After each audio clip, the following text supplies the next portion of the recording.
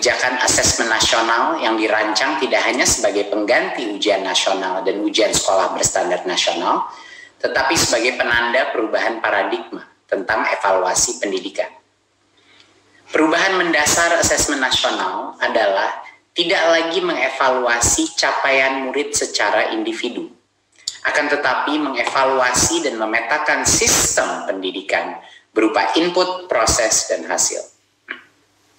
Potret layanan dan kinerja setiap sekolah dari hasil asesmen nasional ini kemudian menjadi cermin untuk kita bersama-sama melakukan refleksi, mempercepat perbaikan mutu pendidikan Indonesia.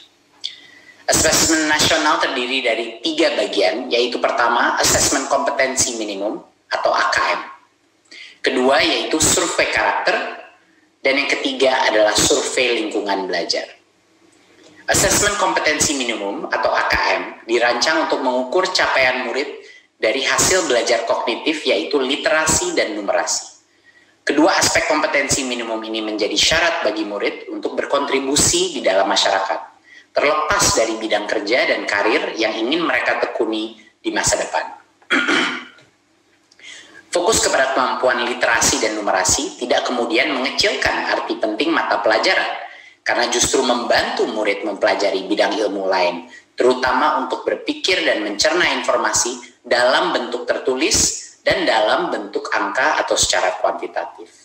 Jadinya kemampuan literasi dan numerasi adalah kemampuan yang akan berdampak kepada semua mata pelajaran yang diajarkan dan dipelajari oleh murid-murid kita. Bagian kedua adalah dari asesmen nasional adalah survei karakter yang dirancang untuk mengukur pencapaian murid dari hasil belajar sosial emosional berupa pilar karakter untuk mencetak profil pelajar Pancasila. Dengan 6 indikator utama, yaitu beriman dan bertakwa kepada Tuhan Yang Maha Esa serta berakhlak mulia. Kedua, kebinekaan global. Ketiga, kemandirian. Keempat, gotong royong. Kelima, bernalar kritis. Dan yang keenam, kreativitas. Bagian ketiga dari asesmen nasional adalah survei lingkungan belajar untuk mengevaluasi dan memetakan aspek pendukung kualitas pembelajaran di lingkungan sekolah.